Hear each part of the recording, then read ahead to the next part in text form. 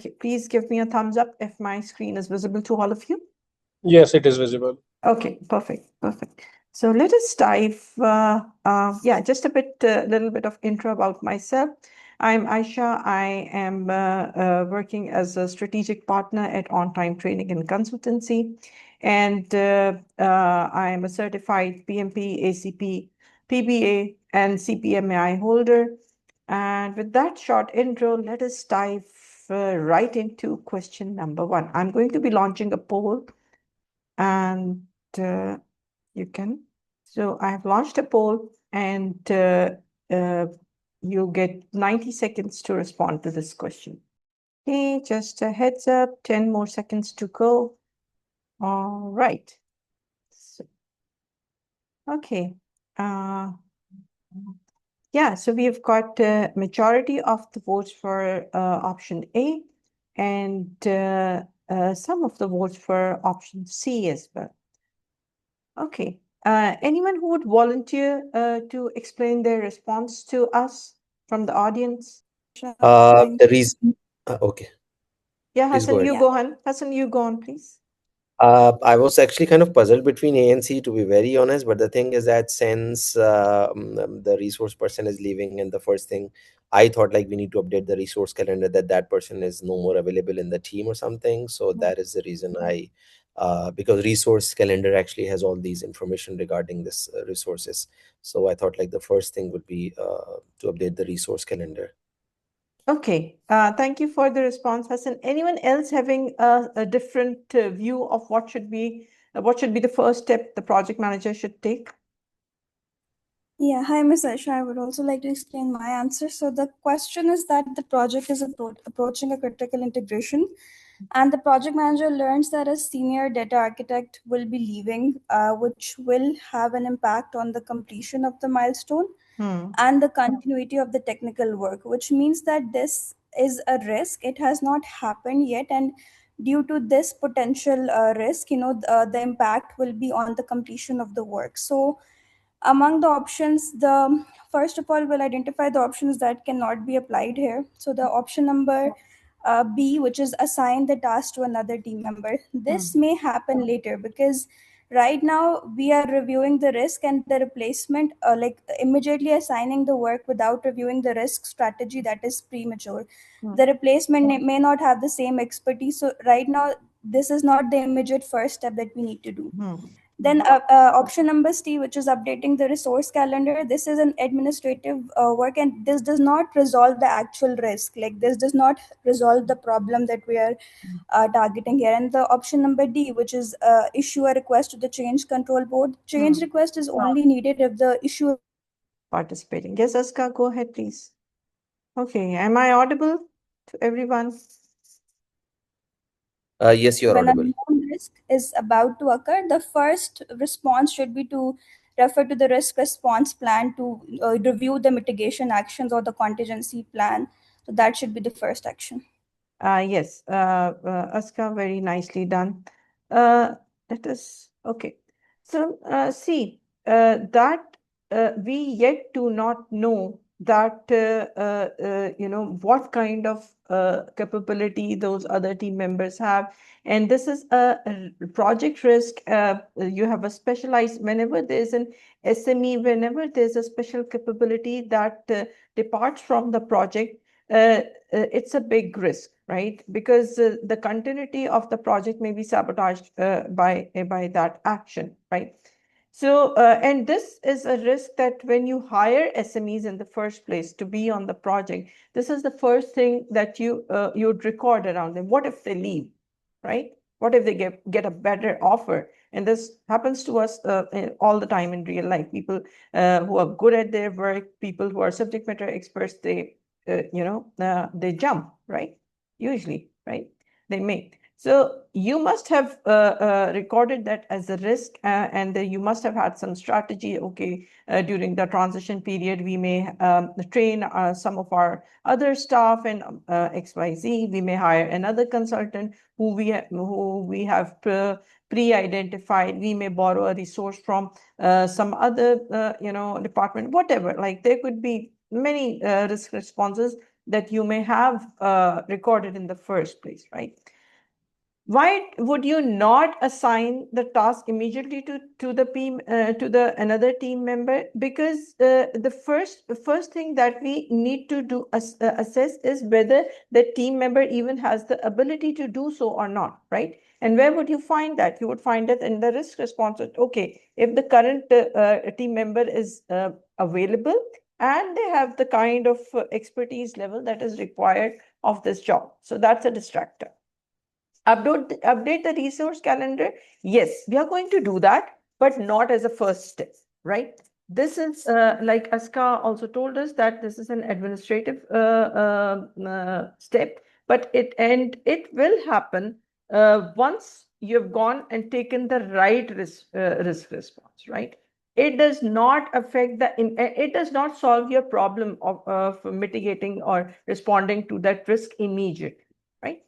Issue a change request to the CCP? No, this is an extreme measure, and nowhere in the question it is indicated that any of your formal baselines are changing, any schedule is spilling over, or there's a cost overrun, or whatever, right? So this is not even remotely connected to the scenario in this place, right? So therefore, you have to first respond to that risk of that resource leaving, using whatever risk management process, risk management strategy you have laid out in the response plan before you escalate the situation to any formal thing. Like even if you do think that, okay, we may require another resource and that is coming in more expensively, like coming at a higher price, and I don't have the authority as a project manager to use I don't have that kind of contingency budget and everything.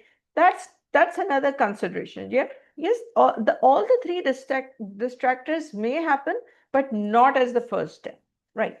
So let us move to question number 2. Yeah, let me just launch the poll. Okay, we have just 5 more seconds to go, then we end the poll.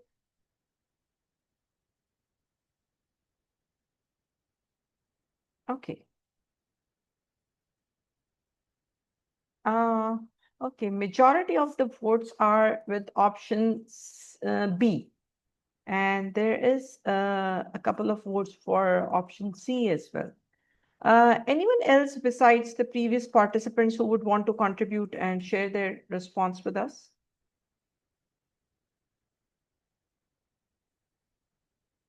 Sure, I would like to share my thought process on this. So the question says, I'm audible right now? I'm sure. Yes, Ahad, you're audible. So the question says that during execution of a multinational ERP implementation project, what keywords I picked from here is that it is during the execution phase. It is not in planning phase, and there are operational concerns, unresolved dependencies, and emerging delivery obstacles. So which highlights that there are some sense of risks going on that needs to be resolved. Now, out of our 4 options, produce lessons learned documentation, I don't think so, because this is more in a execution phase. It would have been great if it would have been in planning phase, so that we are getting some lessons from the previous experiences and then sharing it. So therefore, I selected option B, elaborate the risk mitigation strategy and risk register to resolve or to highlight the risks that are in our way for delivering the milestones. Okay. So you think it's B? Okay. Yeah. Let us read the question and try understanding, because I don't think anyone has given the correct answer to this one, and I know this is a trick question. During the execution of a multinational ERP implementation project, the project manager conducts recurring governance meetings with functional leads and technical teams to review ongoing operational concerns, right? Something that's happening in real time, right? Unresolved dependencies and emerging delivery obstacles, right? So something is happening in the present, right? Is there an indication that something may happen in the future, or is there an indication through all of this verbiage that something is even happening currently?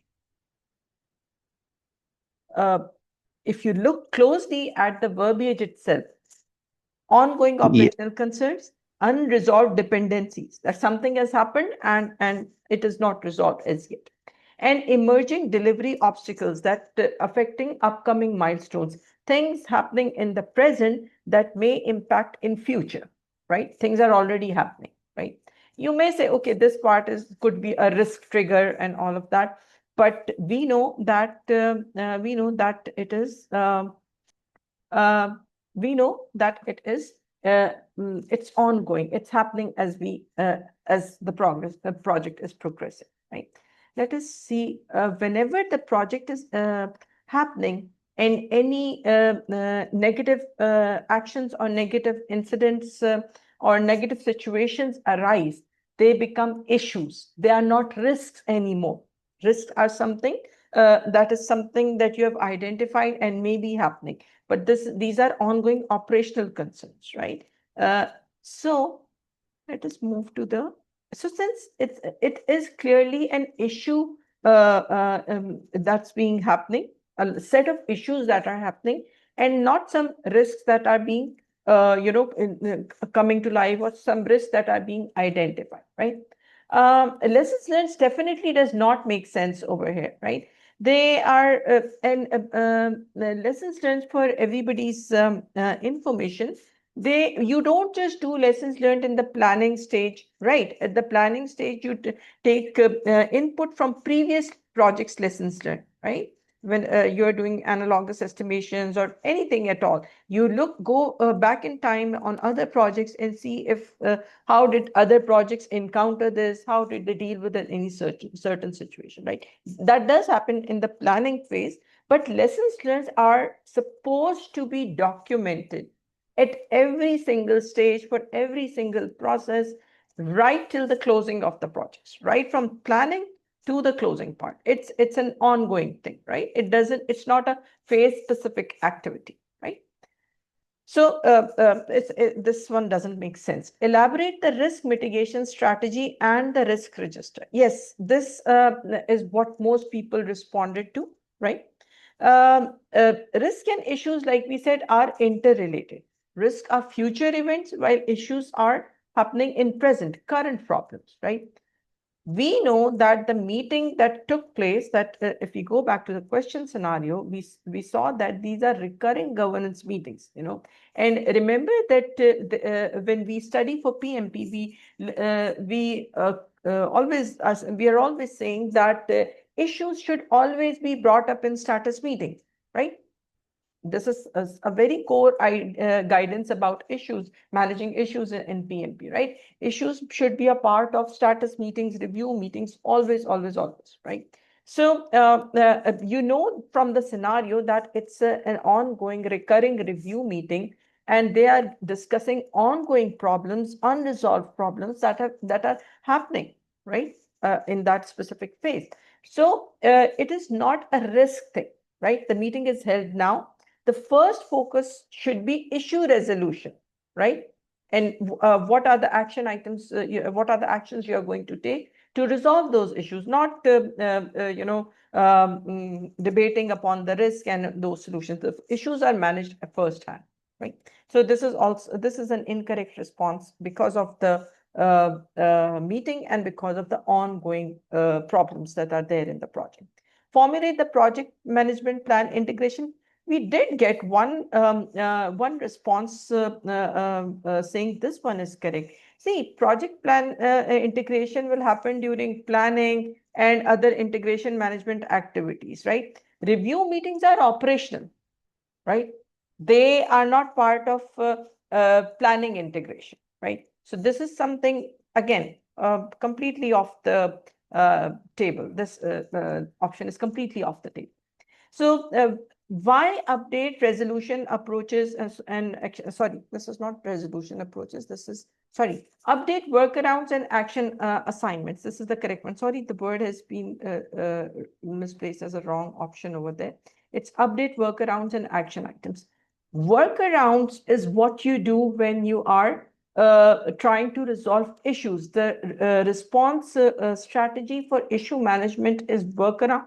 The response strategies for risk is called risk responses, right? You address risks through risk responses. You address issues through workarounds, right? So this is a key word over here, guys. When you see this word workaround and some ongoing problem is there which is affecting the project, know that it is an issue and issues will be resolved via workarounds. Sorry, it's not update resolution approaches. It's update workarounds, right? Okay. Let us move to the next question. I have launched this question as well. Just heads up, we've got just 15 more seconds to go. Okay, let us, this is interesting. We've got equal responses for option B and option C. Anyone from the participants willing to take this up? I would encourage those who have not spoken up yet. Okay, let us look into the question, and there are equal votes, by the way, for B and C. Let us see how it goes. A project manager takes an overtime infrastructure modernization project already in execution. During a review of external factors, the project manager identifies that recently introduced regulatory changes may significantly increase implementation costs. Right? Okay, so there's a risk that they have identified. The exposure is documented in the risk register and the project continues without further action. Okay, this is what they've recorded in the risk register. At the next executive review meeting, senior leadership expresses concern that the projected financial impact may exceed what the organization is willing to absorb and discusses whether the initiative should continue. So they have, when some organization is not willing to absorb some kind of impact, right? Something has run beyond their threshold, right? Then something has run beyond their tolerance levels, right? So this is that kind of issue. It's not at the core of it. It's not communications. It is not providing the accurate risk response, right? Let me explain this further. Okay. We'll first look at the distractors, why these responses are not correct. Implemented the communications management plan. No, this is not a communication failure, right? The project manager did inform them. They were sending them an update, right? The project manager themselves were unable to understand what the organizational risk acceptance levels were. What were the tolerance level, right? Before deciding to continue normally, they somehow failed to understand what threshold was acceptable, what tolerance level was acceptable, and without understanding that, they just recorded it in the risk register and they moved on the project. So that is not a communication failure per se, right? This is more deep-rooted than a communication failure. Provided a proper risk response. See, if you do not understand the organizational tolerance levels, risk tolerance levels, your risk thresholds correctly, you cannot formulate an effective risk response, right? So even if you do provide a risk response, and if they had updated the risk register, they must have written some kind of a risk response. But without that inherent understanding of their company's risk tolerance level. So again, this is not going to help the situation over here. Implemented the stakeholder engagement plan. This is so out of whack. In this scenario, it's not about stakeholder resistance or misalignment. It is about lack of judgment or lack of understanding from the project manager, right? So B in this case would be the correct option. The project manager should have ensured the risk tolerance of the company was properly updated, right? So if it would have properly updated, they would not have the team would have known that okay, this kind of risk level is acceptable, and this is where we move above the line. And this concern that your senior stakeholders, your key stakeholders show that the financial exposure exceeded what the organizational tolerance level. So the project manager should have ensured that the team and everyone, and he himself should have known what the risk tolerance levels were, right? And that were used while making that decision to respond to that specific risk. Okay. Yes, Waleed. Yes, I just want to have a little bit more explanation. Can you go back to the previous slide? Yes. As you said that the correct response is option B. Don't you think that this option B itself is a risk response? I mean, ensure that risk tolerance was properly updated. It is itself a risk response. So instead You of going for option B, we could have gone for option C as well. That yes, we are giving a proper risk response. That is option B eventually. yeah, see, risk tolerance levels are defined upfront, Waleed, right? They Okay. are set, and on the basis of that baseline, think of it as a baseline, not in a literal terms like a scope, schedule, or budget baseline, but think of risk tolerance levels as the baseline. And based upon that baseline, we as project managers define and formulate our responses, right? If you go and look at the questions, I'll just give this one more minute, and if still it's not understood, we can discuss this offline for being efficient about the time, right? So what is happening over here? This is the context, right? That the exposure is documented in the risk register, and the project continues without option, right? They saw a risk and they continued, right? Without any further action. At the next executive meeting, senior leadership expresses concern that the projected financial impact may exceed what the organization is willing to absorb, right? So this means that without understanding the impact, what your organization expects of you in terms of risk tolerance, whatever they can absorb, you just went ahead and continued as normal, business as usual, right? You failed to understand, you failed to keep in consideration the risk tolerance level of your organizations, and whatever responses you may had already put in the risk register were based on that assumption, right? Tolerance levels serve as the baseline upon which the risk responses are formulated in the first place. Yes, if your tolerance level, you had considered the tolerance levels and updated the risk register with the correct, with the appropriate responses, then you would have said that, okay, this was our risk tolerance level, and based on that level, this is our correct response strategy. I hope that clarifies the question. Okay, we have the next question. This is question number 4. So just a heads up, about 20 more seconds to go. Okay, I'm going to end the poll now. And for this, we have mixed responses. Anyone who would like to explain? Majority of the responses are A, and we have a couple of B's and a single C. Yeah, anyone who would want to explain their thought process with us, share their thought process with us?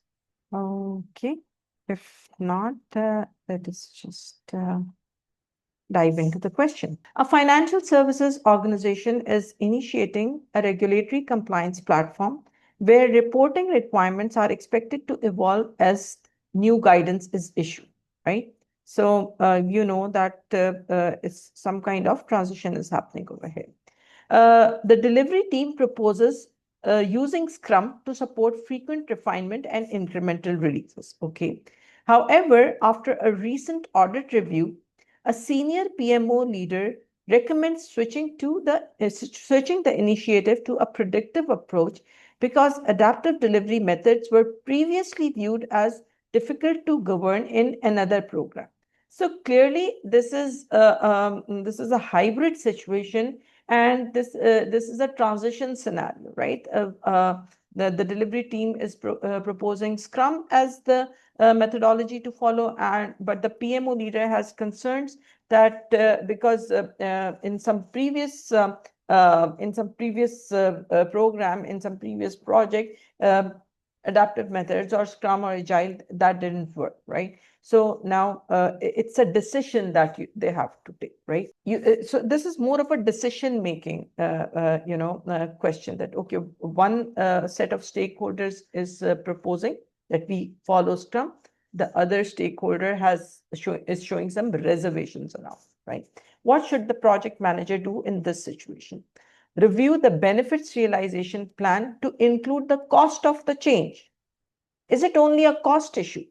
Recall when we talk about tailoring, and when we talk about deciding what project methodologies to be followed on a given project, right?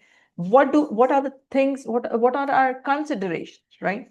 Is it just the cost of change in the benefits realization plan? Is that the only thing we consider?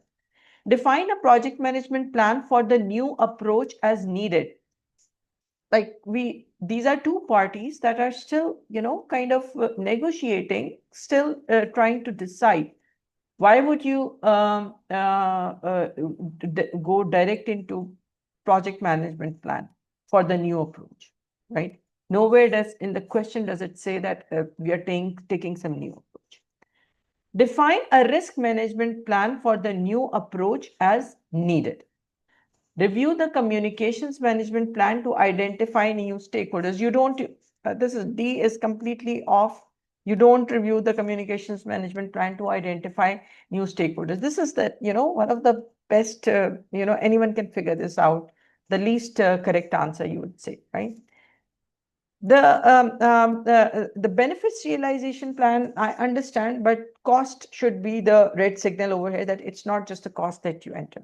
Now let us see that why C, define a risk management plan for the new approach as needed, is the correct response. Okay, so whenever you are defining the project management approach for a given project, right? When you are tailoring, this is the tailoring process, right?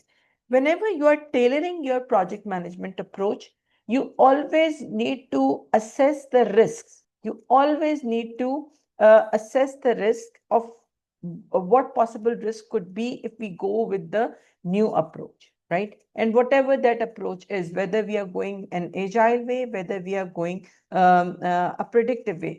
Over here in this scenario, there's a concern that, okay, if we take the Scrum route, then maybe we'll have some risk regarding the suitability of the approach to the overall project, governance challenges of Scrum, and the organizational and cultural readiness and the adoption issues as well, right? So this is the concern, right? These are risks over there. As any project manager who's designing that methodology, the first thing that you're going to do is evaluate and manage the risk, identify, evaluate, and manage the risk associated with the new delivery approach.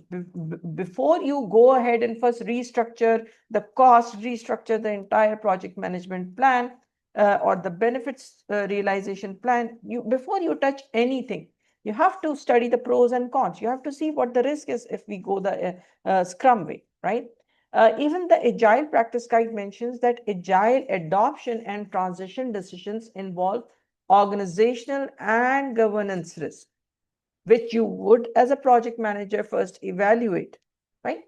So since whatever recommendation is there by the PMO leader is based on delivery risk, you will first assess and plan for those risks, right? So that is why defining a risk management plan for the new approach, the Scrum approach, as needed. I hope it's clear to everyone. Okay. This is a fun question that we have up here. Question number 5. Let me just launch the poll. Just a gentle reminder, 20 seconds to go. And this is a multiple response type questions. That is, you have to select two correct options. Okay, we are going to turn off the poll now. Okay. So some people have marked C and D as correct, and some people have marked A and C as correct. So let us see what the question is on about. A project manager is preparing for a weekly risk review with a client on a data center migration project. Before the meeting, the project manager learns that the required network configuration from an external partner has been delayed. Some deliverable from an external partner has been delayed. Right?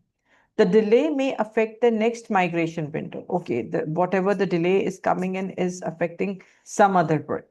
But the project manager does not yet know the extent of the schedule or cost impact, although they do have a sense that some future work is going to be affected, but they do not know the specifics of the schedule or cost being disturbed, right? And how it will be disturbed.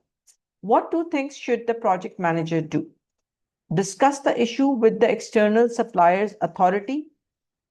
Okay. Review the lessons learned from the similar past projects, gather additional information and estimate the impact, update the risk register and bring this up in the meeting with the client.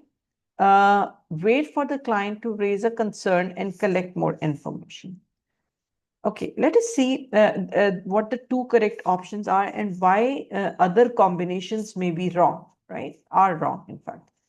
The first thing in this scenario, you're going to do that you know that you do not know the exact extent, the exact impact on the schedule and cost. So the first intuitive, the first logical thing to do in this case is gather additional information and estimate that impact. That's what we do. We analyze and we find out as much as we can with facts and figures of how a risk may affect any of the project baselines, right?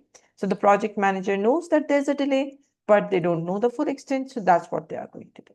The second thing is update the risk log and bring this up in the meeting with the client. Yes, this is a risk that they've just identified before that meeting, right? So they are going to log it in the risk register. Risk register and risk log are the same thing, by the way. Don't get confused by it. It's just alternate words. PMI would most of the times primarily it would be using risk register. But if this word risk log also shows up, don't get confused. It's the same thing, right? So they are going to update the risk register and bring this up in meeting with the client. This is the right step to do. First, you do an impact analysis. And once that's done, you log it into a risk register, right? That's the two steps you take whenever a new risk comes up. Discuss the issue with the external supplier's authority. See, this came as a possible response in the poll. So I'm going to explain it a bit more in a bit more detail. Discussing the issue with external suppliers authority is an escalation mechanism, right? With risk, the first thing that you do is not escalation, right? This is not the immediate response that you're going to take before even yourself understanding the exact impact that risk is going to be, right? So this is going to be premature escalation, right? Review the lessons learned from similar past projects. Again, this may be helpful when you want to resolve the situation, when you're looking for the risk responses or how they were dealt in the previous project, but not as a first step, right? Wait for the client to raise a concern and collect more information. No. Risks management in PMP and overall the PMI philosophy is a proactive step. It's not a reactive step, right? You have to manage your stakeholders proactively. You have to manage your risks proactively, right? And if you wait, if you wait on it, if you just go sit on it, it's going to create more chaos and more dissatisfaction among your stakeholders and clients and everything that the client comes and identifies that, okay, this is a risk, and they point it out in a meeting, it is far worse. Aisha, can you please go to the main question? I mean, like, so the reason why a lot of people might have selected this thing, because on the second line, it says that the network configuration from an external partner has been delayed. Yes. It does mean that something has happened actually. So from that point of view, I mean, like, probably it's a confusion of the English word, So has been delayed means that something has happened, and it's an issue now. So that is the reason that some people might have chosen this A thing. I know that on the other hand it also says that we don't know the extent and this and that, so that is the reason that it was a bit confusing, because has been delayed means something has happened now, so it's an issue indirectly. Okay, Hassan, there's a nuance between an issue and a risk trigger. If you read through the context, right, it is a trigger. Because how do we learn this? This is not an issue. This is a trigger because the delay may affect. So it's a trigger to the risk, not an issue over here.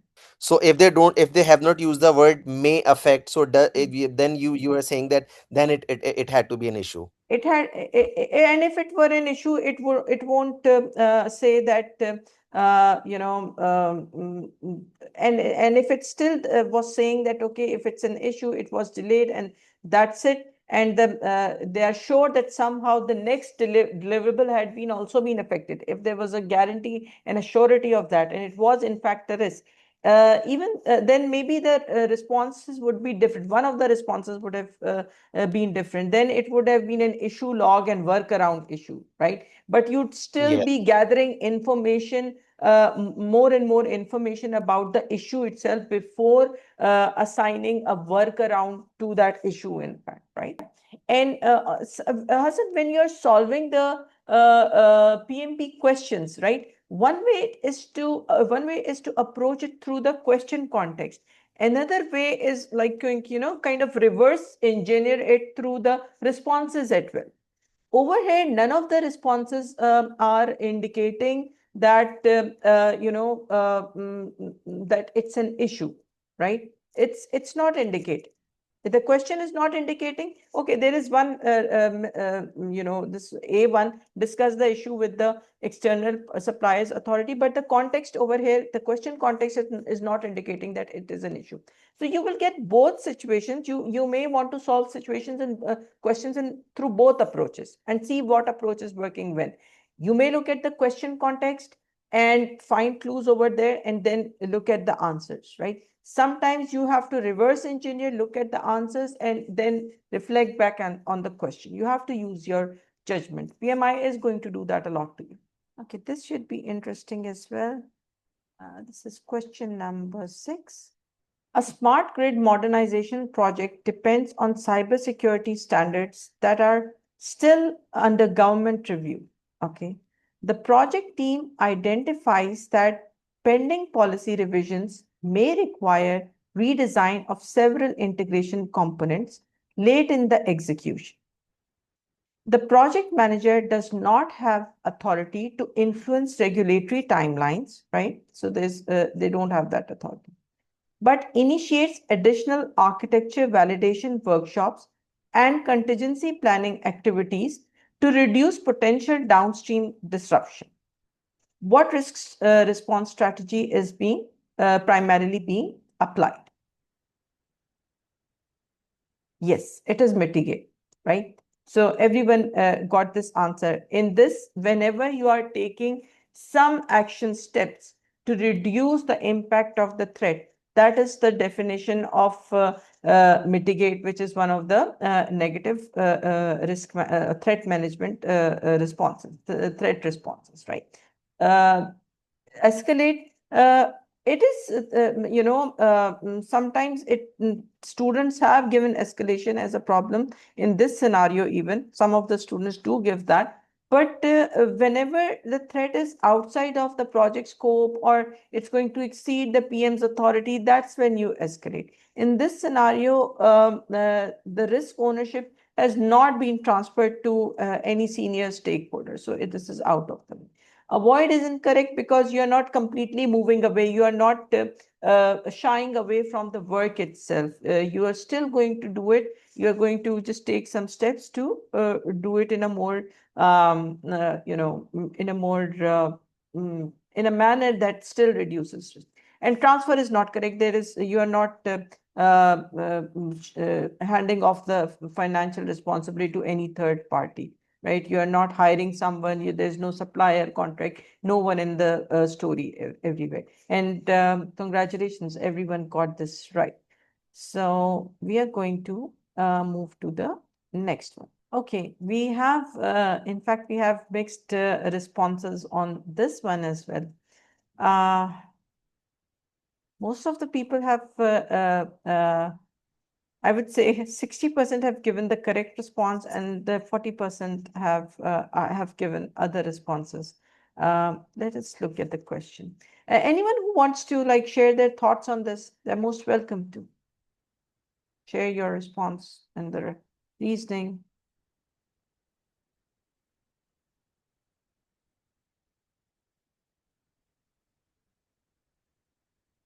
Anyone, even if you have spoken before, you may take a lead again. I believe that it's like we usually say this thing that risk management plan is how are you going to do this thing. So probably they have identified the issue, and that was my 2 cents. But yeah, I was a little bit confused between risk register and risk management plan, because risk management plan is about how are you going to do something. So C and D are completely, I guess, out of context actually. Okay. Anyone else? Yeah, I have chosen option number P because based on the question, we have already identified that the supply delay is due to this transportation restriction, and it already has an impact as well. It affects the schedule and the sequencing. So the next immediate, action should be that we should update this in the risk register and analyze the trigger and the response. The second option, like the risk management plan, this defines like how the risks are handled. So it is not updated for every individual risk event. So this is not applicable. And then option number C and D, escalation is never the solution. So this doesn't apply. And then producing the risk reports, this is like outputs of ongoing monitoring. So again, this is not the immediate resolution here. Yes. So see, any of them, whenever there's a question about any management plan and any artifact, stakeholder engagement plan and stakeholder register, this risk management plan and risk register, whatever, whenever you encounter these things, stick to this overarching principle that management plans always tell you the strategic how of things, right? How will your risk register be structured? How will you decide that your risk tolerance levels, right? It is more from a strategy planning, project strategy planning perspective, right? And the specific risk, the specific stakeholder, the specific communication pain point will be in the artifacts, right? So over here, risk management plan may be updated when overall strategy around something may have changed, and maybe there was a revision of the company's risk tolerance levels, right? That is something strategic, and then you will go, okay, maybe we need to change some of our risk management strategies and so on and so forth. But this is a specific risk, right?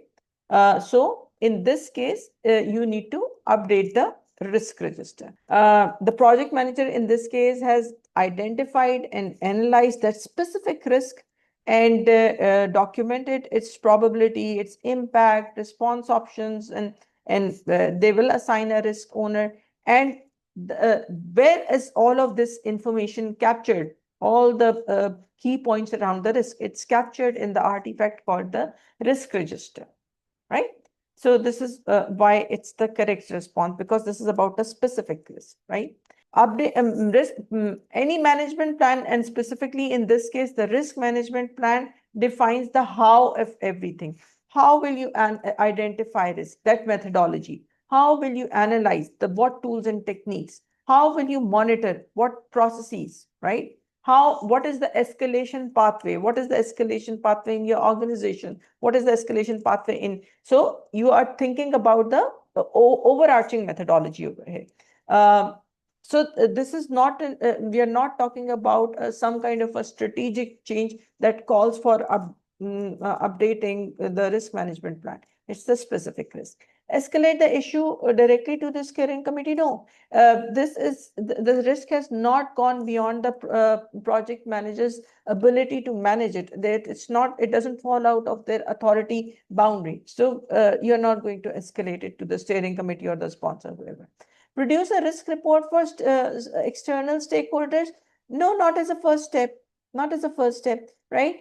It's risk reports provide information, consolidated information about overall project risk exposure. It has trend analysis in it. It lists down major threats and ongoing threats and opportunities, right?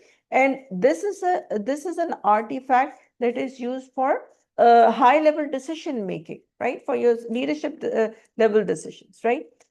This is about a specific risk rather than a bird's eye view of your entire project. So that is why it's the incorrect response in this case. Okay. Majority of the responses in this case is correct, and only just a couple of people who chose option A. Anyone else who want to comment in this question?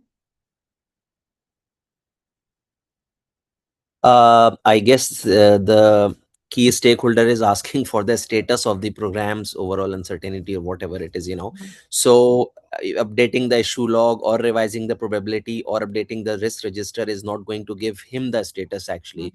Probably what I feel is that giving him the risk report is going to give him the status of all these issues. Yes. See, even in the previous question, I very elaborately explained that risk reports are artifacts or reports that are used to provide an overall picture, the big picture of your project risk, and it is intended to be used by the senior stakeholders or the leadership, right? So in this case, this is not a question of updating the issue log with all active threads. There's there's no such thing happening over here. Let us look at the responses. Let us look at the first incorrect responses, and then we'll go and see why it's a risk report, right? Issue log is again used for all the current active problems, and in this particular scenario, we are focusing on any future threats and uncertainty. Revise the probability impact matrix in the risk management plan. Revising the probability matrix in the risk management plan is uncalled for, but this because the stakeholder it doesn't provide the stakeholder for what they're asking, right? The stakeholder wants a status of how the project is performing from a risk perspective, right? So this action does not help them out, right? It does not fulfill the expectations of the stakeholder.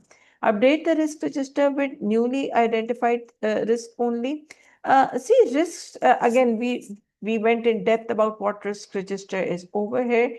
It's not about just any specific risk that it's or a set of risks that are being newly identified and we want to add them, or we want to pull out a response strategy from the risk register. It is about the key stakeholder wanting to know about an aggregated risk exposure the project may be facing, right? Or the trend that's coming up throughout the project as far as risk is concerned, right?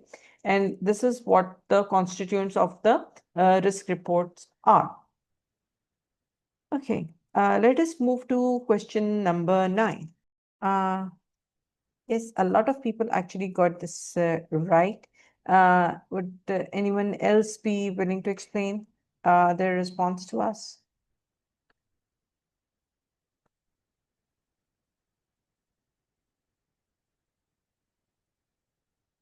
Okay, let us look at this question. A refinery expansion project begins construction after partial approval of capital funding, with the remaining financing expected after a later board decision. For the next few project phases, procurement and contractor mobilization activities depend on that approval. Okay, some funding needs to happen for these activities to be progressing in the project. When the funding decision is delayed, contractors suspend work, causing major schedule disruption. Okay, so now this is an issue that is like a risk that has been realized now. What should not an issue, but a risk that has been realized, right? Every project factors in delays as a risk. Every single project, it is delays are not usually issues. What should project manager have done to prevent this from happening? Now you have to see that supposedly there was another situation like this. How could that could have been prevented? If this happens in the future, what should be done so that it doesn't happen, right? Ensure the stakeholder anticipated obstacles to achieving financial closure on the remaining funds. Ensure the risk was adequately assessed and mitigated by appropriate stakeholders. Ask the stakeholder who was providing additional funds to remain interested in the project. Ask the team to monitor and review the project risk register periodically. Okay, there are two closed ones over here, but let us see. In this case, ensuring that the risk was adequately assessed and mitigated by the appropriate stakeholders is the correct response, because at the time of funding, as I earlier told you, delays are something that are proactively assessed as risks. And this is a delay situation, right? And there was, this is what would fall into a known unknown kind of a thing. So in this case, this should have been, this delay should have been treated as a project risk, and there should have been a proper probability impact analysis on it. And after the analysis, it should have been assigned the correct risk owner, and there should have been a backup or a response strategy before any of those execution items happened, right? Before you actually got to the point, right? So this should have been analyzed as a risk, and almost all of you were correct over there. Ensured the stakeholder anticipated obstacles to achieving financial closure on the remaining funds. No, it may help, but it doesn't still addresses the fact that the risk needs, any risk pertaining to delays first need to be identified and assessed and analyzed and recorded, right? So just closure on remaining funds wouldn't help the root cause of the problem, right? Because the root cause is not the closure on remaining funds per se, it is the delay which was left unidentified. Ask the stakeholder who was providing additional funds to remain interested in the project. No, no. Again, this is not a stakeholder interest alone, right? It's just asking the stakeholder to stay interested won't solve the funding problem again, right? So interest has nothing to do with this scenario. Okay. Ask the project team to monitor and review the project risk register periodically. See, for the risk register to be monitored, just standalone monitoring would not help. First, you need to identify that this is a risk and then enter it and then monitor it, right? They missed on capturing that risk. So how would risk register monitoring help at this step, right? So this is, again, this does not align with the core problem in the question. And this is a multiple choice question. There are two correct responses you have to see, you have to enter in order to get the question right. Okay, again, we have mixed responses. I'm going to add the poll, end the poll.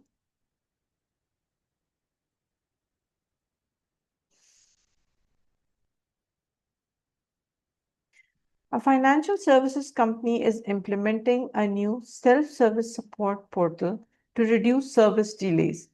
During execution, the project manager observes that unresolved customer requests are increasing each day. Service agents are overloaded, and customers are beginning to submit repeated follow-ups because they do not know when their issues will be addressed. So, multiple problems happening over there with customer service. Which two actions should the project manager take to correct this problem, right? What is the problem over here? That there's, the load of customer requests is increasing, and maybe there's a bandwidth issue. So your service agents are overloaded, and now customers are like coming back and with follow-ups because they don't know if and when their issues would be resolved. So what is the best two things that the project manager can do in this case? Contact the customers in batches and inform them that the issues are being worked on currently. Confirm the issues truly exist by conducting a survey and other analyses that may detect the real issue. Deploy solutions that will track, prioritize, and resolve queries as soon as possible. This sounds likely. Ask senior management to replace customer service manager with a more qualified one. We wouldn't want that happening. Request the customer service team prioritizes work on queries that are received this week. Okay. See, the first thing that we need to do is figure out and analyze that what is the real issue.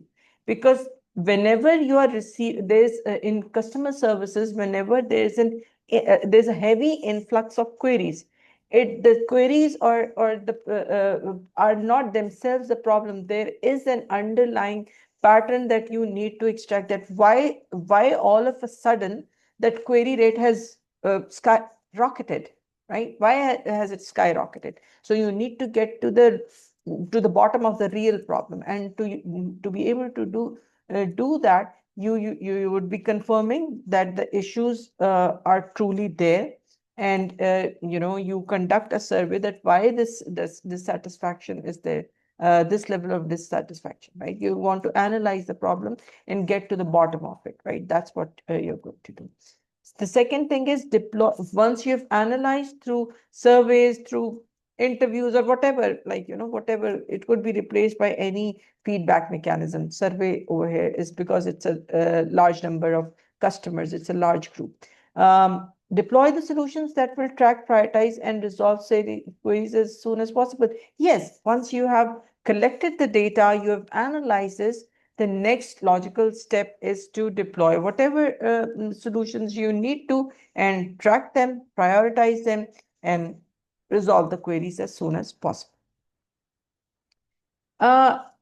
We did get a response on contact the customers in batches and inform them that the issues are being worked on currently.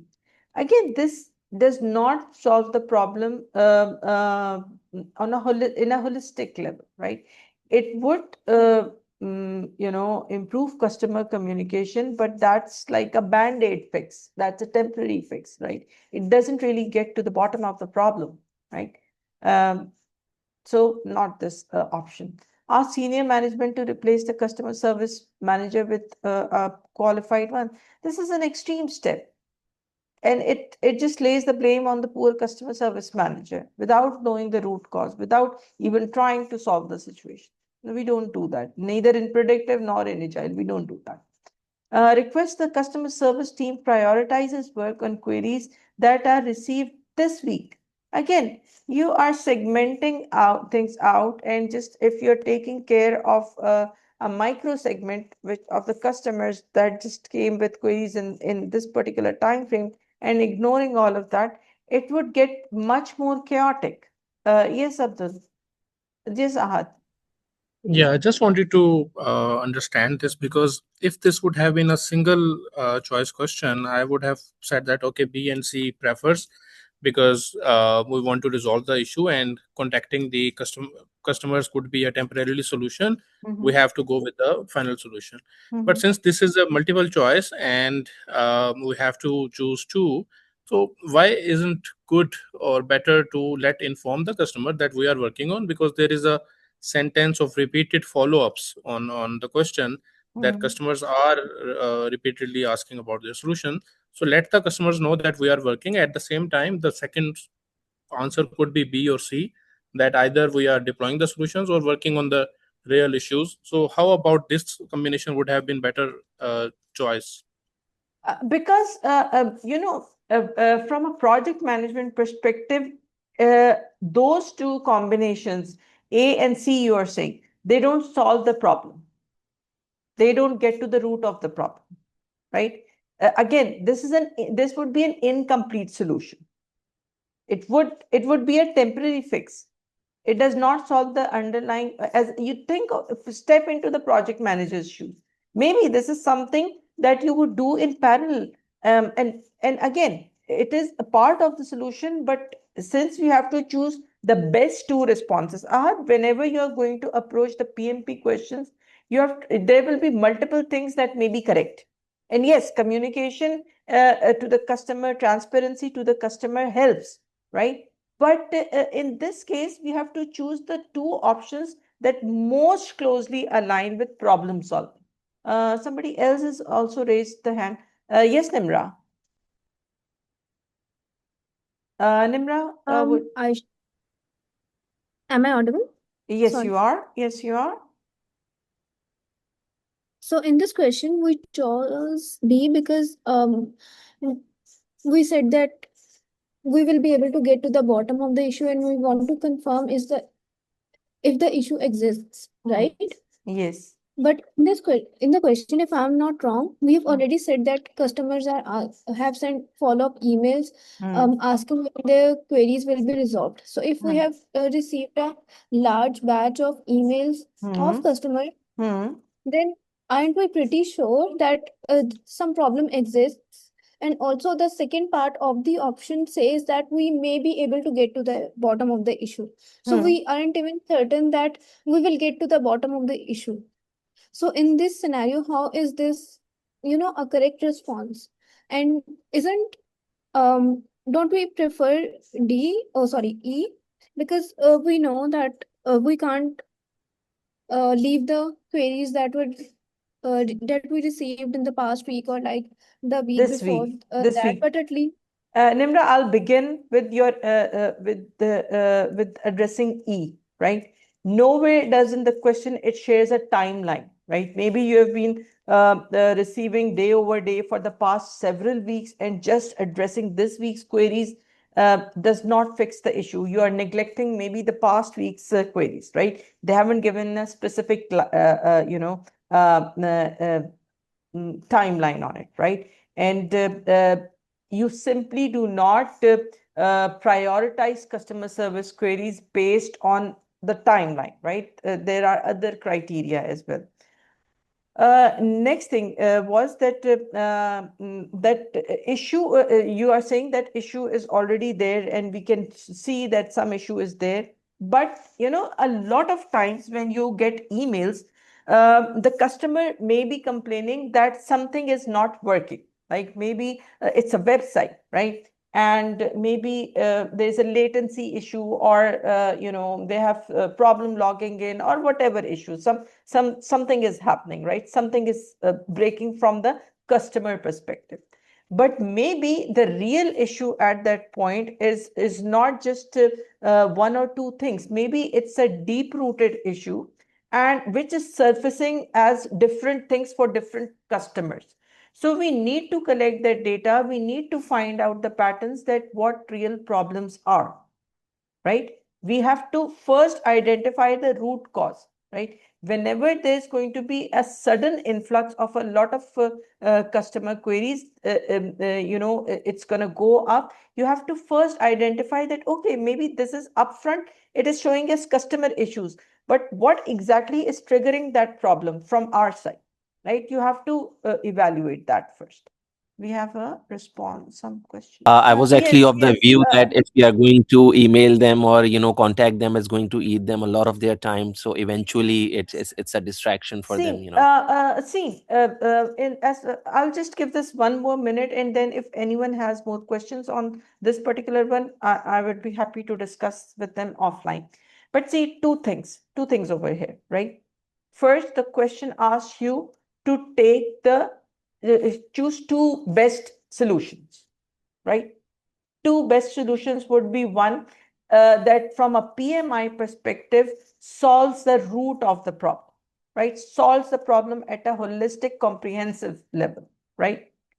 Just addressing the communication, just contacting the customers and maybe analyzing won't help. Just contacting the customers and deploying the solutions directly won't help. These combinations, how A and B and A and C can work together to solve the root cause of the problem.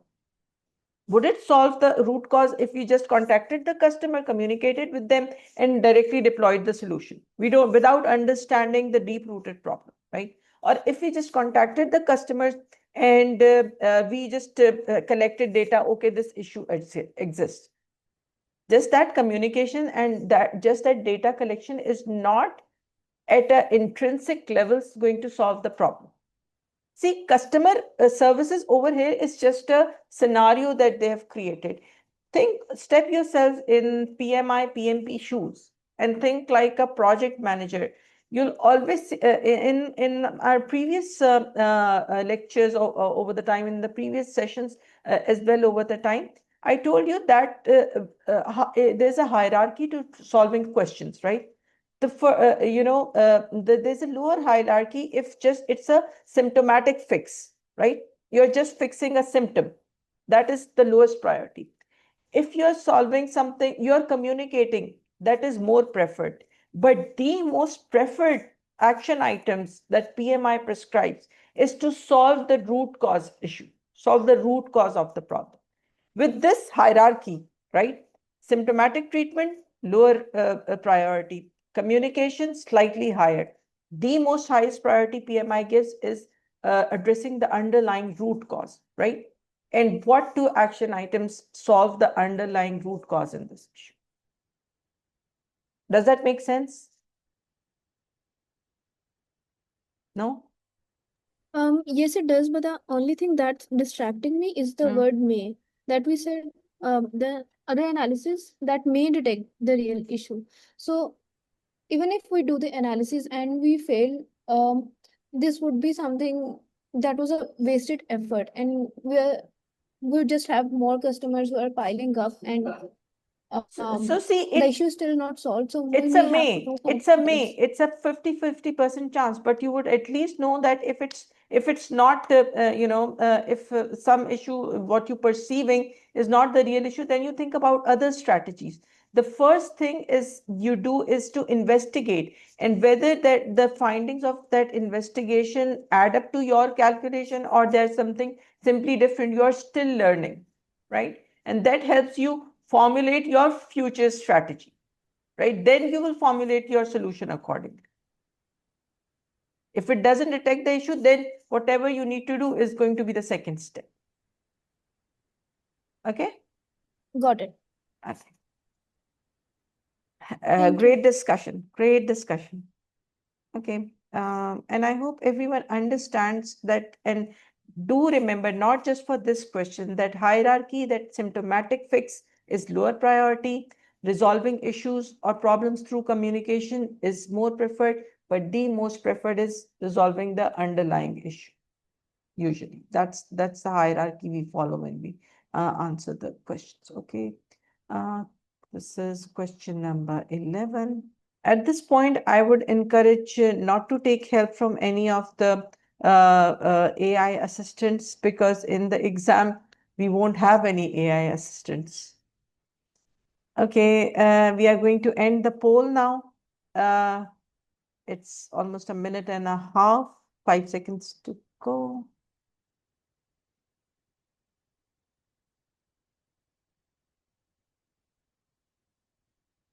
Okay, I'm going to end the poll now.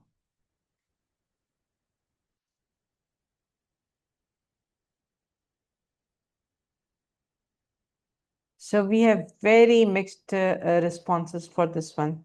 Anyone who wants to explain their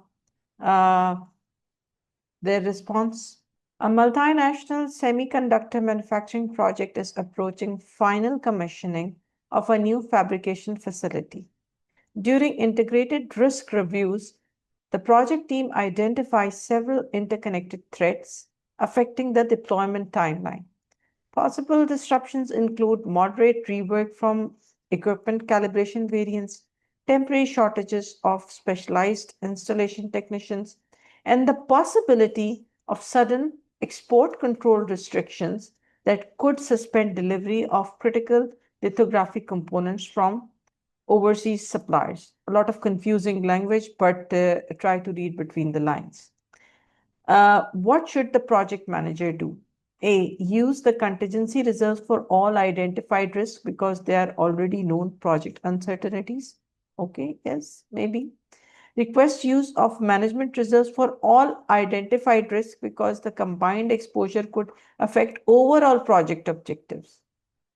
Think of when we use management reserve. What are the only conditions when we use management reserves? Okay, think of that.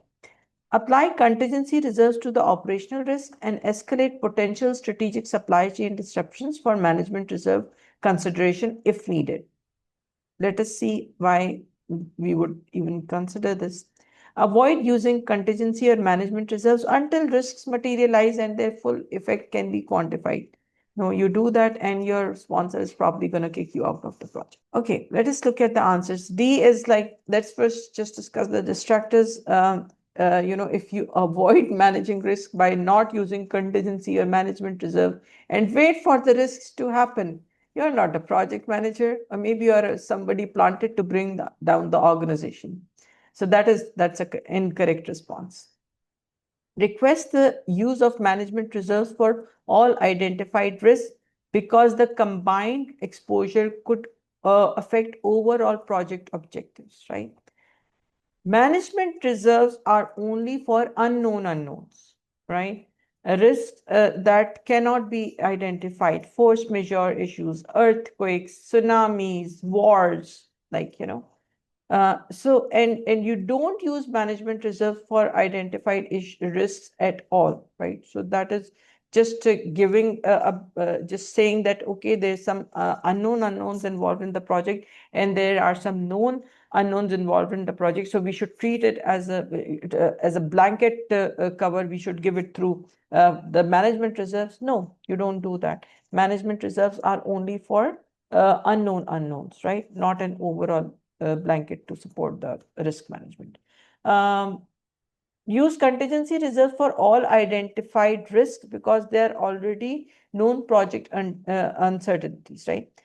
See, they should not be used for all project uncertainties, even if those uncertainties are discussed, right? They are, they are used for specific and planned risks, but by default, they are not suitable for any unknown unknowns, right? So even if you use contingency reserve for identified problems, it is solving only part of the problem. It is only solving the known unknowns risk, right? It is just partial solution, right? Apply contingency reserves. The correct answer, apply contingency reserves to identified operational risk.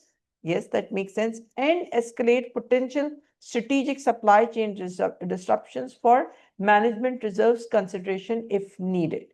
Yes, if something is strategic, something that has not been identified, and it is going to have a critical impact on the project, that's when you invoke management reserves, right? That's when you create a case. That's when,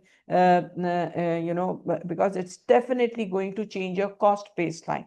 Remember that the cost baseline of the project does not contain management reserve. It does contain the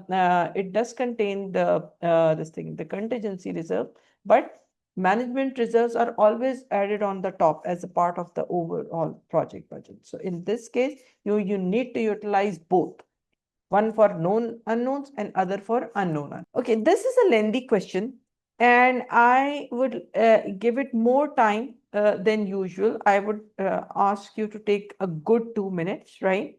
Study the first slide. This even question is in two parts, right? So this is the first part. Take your time to absorb this, and then we'll move on to the second part. And for this one, I did not know a good way to put it into a poll, because the charts and everything don't go into a poll. So we'll just take the responses in the chat. Everyone got this right. It was not it was per se not a very difficult calculation or something like that. But this question was placed just to let you know that we could expect charts like these and not to get flustered during the exam, right? So yes, R1 is the delayed approval from banking regulators is the topmost risk to prioritize. Anyone willing to share why? I just want to comment them on how to use the probability impact matrix. Everybody's answer is correct in this case. Actually, a multiplication of probability into impact. So it's a basic mathematics. Moderate into high is going to yield the result somewhere approaches to high. That is absolutely correct. So the combination of moderate and high in this case gives the highest risk category among all of this. The rest of them are high, low, 1, 3. Again, that doesn't add up as much as 3, 2. And 1 into 2 and 2 into 4. Again, these are all lower in the ratings. You'll multiply probability with impact and get the highest risk, right? So 6 may be the score over here. 3 and 2 and 4. So this is how it goes. That is all we had today. And next week, hopefully, I'll be seeing all of you again. With that, I hope you did like the session and you do find it helpful. That's it from my side, everyone. Have a great evening. Bye-bye.